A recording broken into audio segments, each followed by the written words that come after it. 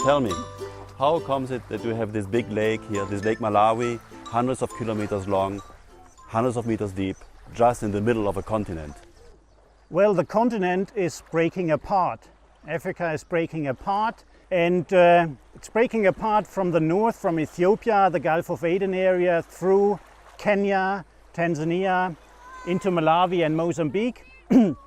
It's the opening direction is in the east-west direction, and you form, a block that is subsiding, and you form this big graben which are extending north-south. The continent is extending, blocks are dropping down, as you see here in the back. You create where the block is dropping down the lake basin, and then you have adjacent to that uplifted rift shoulders. They erode and shed material into the lake, and they form lake deposit.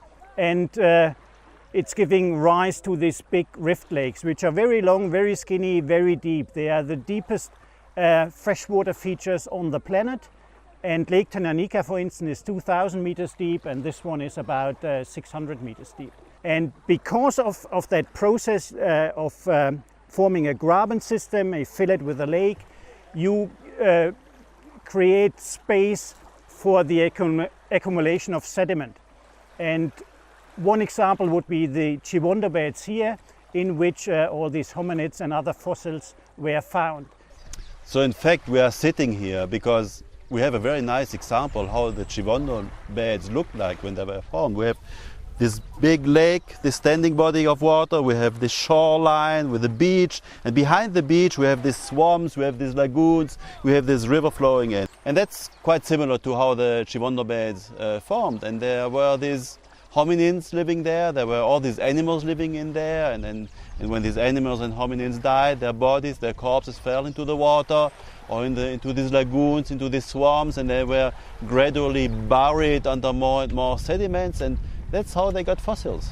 So we know the Chiwondobeds formed between, say, 6 million and 1.5 million years, but the age control on these sediments is relatively poor. It's not like in the north of the East African graben system in Kenya, Tanzania, where you have volcanic deposits which are easy to date, and they give very good control how old the different layers are and how old the fossils are. Here it's a different story because there are no volcanic rocks, no volcanoes in this area.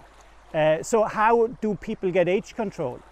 Well, you remember, we worked hard on this, so we tried with geochemical methods. So there are certain ways of looking at minerals which tells you an age of the mineral, and we didn't have success. So finally we relied on the paleontological techniques, and the paleontologists found all these teeth of pigs, and basically that's by the evolution of the pigs through time, that's how we finally could date the Chiwondobeds, and we also could date the horizon where the hominins were found.